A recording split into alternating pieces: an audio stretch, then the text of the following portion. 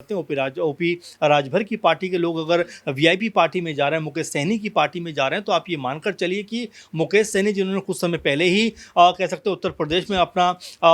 दाखिल होते हुए एक बड़ी जनसभा को संबोधित किया था और ये तक कहा था कि भाई मल्लाह समाज के साथ में जो न्याय होना चाहिए था वो न्याय नहीं हुआ है, इसीलिए मजबूरन मुझे उत्तर प्रदेश का रुख करना। राजा भैया का नाम आपने लिया, अनुप्रिया पटेल का नाम आप इसमें ऐड कर सकते हैं, आप इसमें जयंत चौधरी का नाम ऐड कर सकते हैं। छोटे छोटे दल हैं, इनकी अपनी बड़ी भूमिका इसलिए हो जाती है कि एक जो कह सकते हैं क्षेत्र का जो वोट है वो कम से कम इनके करीब रहता है। लेकिन जिस तरह से हम ओपी राजभर की राजनीति को देख रहे हैं कि अब तक वो किसी 4 राज्यों और एक केंद्र शासित प्रदेश में विधानसभा चुनाव संपन्न हो चुका है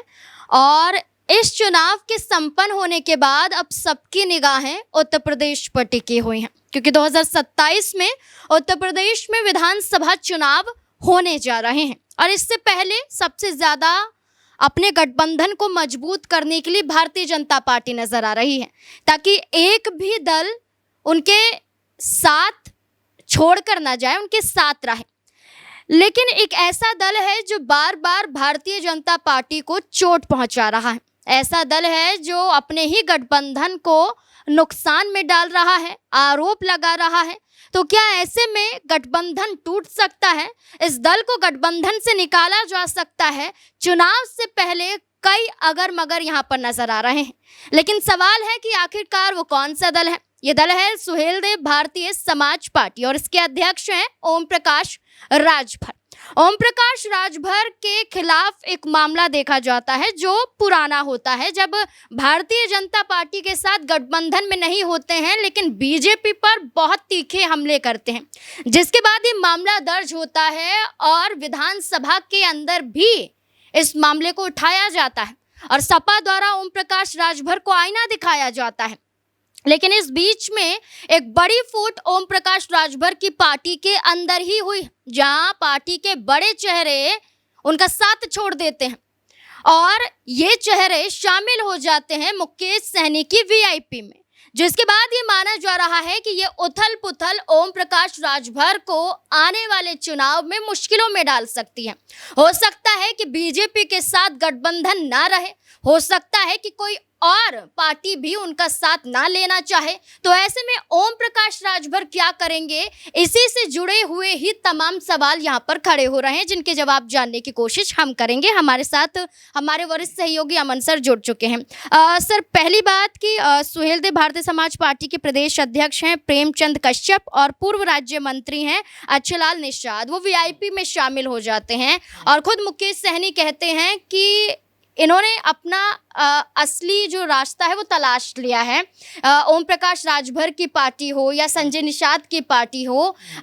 ये इनके लिए काम नहीं कर रहे हैं, निषाद समाज के लिए काम नहीं कर रहे, राजभर के लिए काम नहीं कर रहे हैं। ये असली पार्टी में आ चुके हैं और ये अपने समर्थकों के साथ यहाँ पर वीआईपी में शामिल हुए हैं। तो क्या ओम प्रकाश राजभर की पार्टी के लिहाज से माना जाए कि ये एक बड़ी टूट है? देखिए, जाहिर बात है, क्योंकि जिस तरह से ओपी राजभर की राजनीति नज़र आती है, तमाम तरह से कभी इधर कभी उधर, कभी सपा में, कभी बीजेपी में, कभी बीएसपी के साथ जाने के ख्वाब देखते हैं। तमाम तरह की जो उनकी राजनीति वो इसी तरह की रही है, क्योंकि उनका जो वोट बैंक है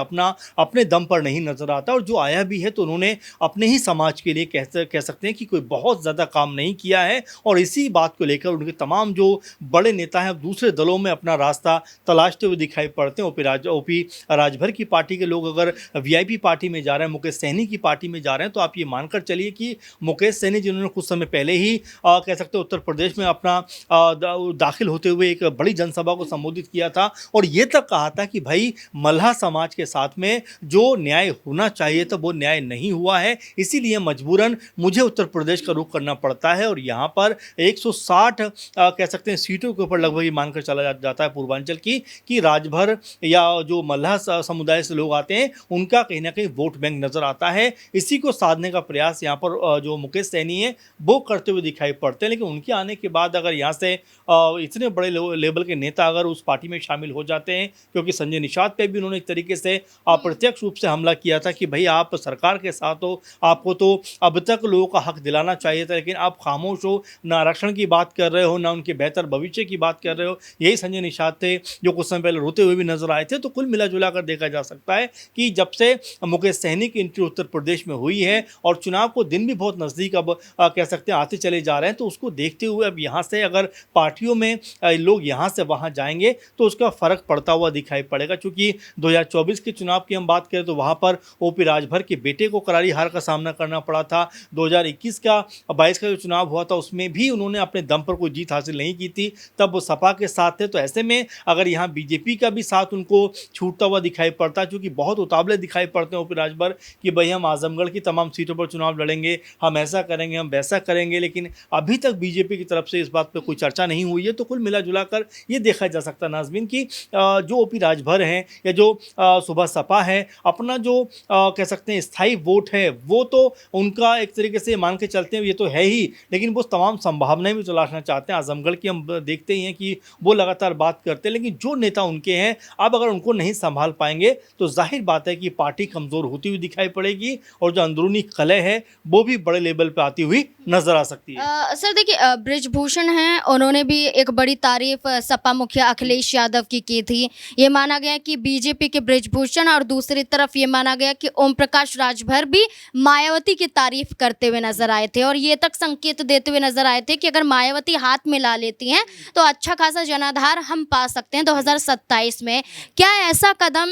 जो ओपी राजभर के जरिए उठाया जा रहा है, तो क्या मायावती को ये लग सकता है कि उनका साथ लिया जाए या फिर यही एक बड़ा नुकसान है कि कोई दल उनके साथ नहीं आना चाहिए? देखिए ओपी राजभर कुछ दिनों पहले ये बात भी कह रहे थे नाज़मीन कि अगर कांग्रेस पार्टी और जो मायावती हैं बहन जी हैं, अगर वो एक साथ आ जाते हैं तो सरकार बनाने से उनको कोई रोक नहीं पाएगा। इस तरह के प्रेडिक्शन करते हुए नजर आते हैं। कभी कहते हैं कि भाई हम बसपा के साथ जाना चाहते हैं, कभी बीजेपी के साथ रहना चाहते हैं, कभी कुछ और कहते हुए नजर आते हैं। वहीं जिस तरह ब्रजभूषण का नाम आपने लिया, राजा भैया का नाम आपने लिया, अनुप्रिया पटेल का नाम आप इसमें ऐड कर सकते हैं, आप इसमें जयंत चौधरी का नाम ऐड कर सकते हैं। छोटे छोटे दल हैं, इनकी अपनी बड़ी भूमिका इसलिए हो जाती है कि एक जो कह सकते हैं क्षेत्र का जो वोट है वो कम से कम इनके करीब रहता है। लेकिन जिस तरह से हम ओपी राजभर की राजनीति को देख रहे हैं कि अब तक वो किसी दूसरे के सहारे नजर आते हैं, कभी सपा के सहारे नजर आते हैं, कभी बसपा के सहारे नजर आते हैं, कभी बीजेपी में ही जाकर शामिल हो जाते हैं। तो ऐसे में अगर उनका अपना जनाधार मजबूत नहीं रहेगा और जिस तरह से आप जिक्र कर रहे हैं दो बड़े नेता अगर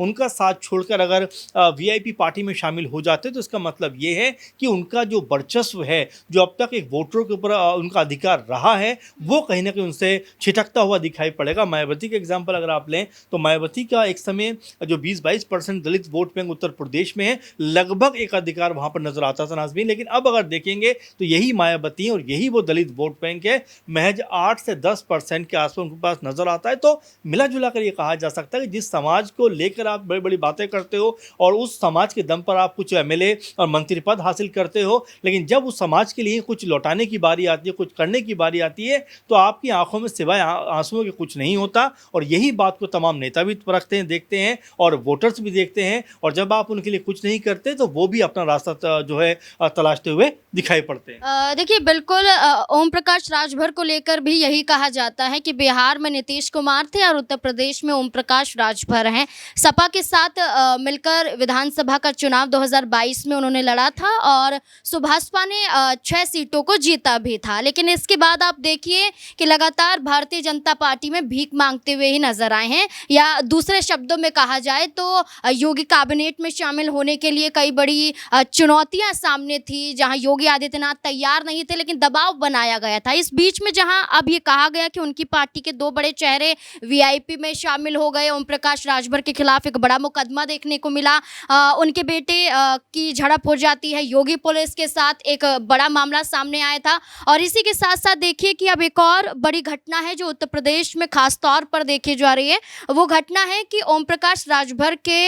जो सुरक्षा कर्मी थे, जो गनर थे प्रशांत राय, उनके खिलाफ एक मुकदमा दर्ज हो जाता है क्योंकि शादी का झांसा देकर जहां यौन उत्पीड़न का मामला देखा गया वो उनके साथ जुड़ जाता है, जिसके बाद मामला और ज़्यादा विवादों में आ जाता है कि ओम प्रकाश राजभर की सुरक्षा में लगे हुए थे और उन पर ही यौन उत्पीड़न के मामले लग जाते हैं। तो ओम प्रकाश राजभर पर भी कई बड़े सवाल यहाँ पर खड़े हो जाते हैं। इस पूरे मुद्दे को लेकर आप क्या समझते हैं?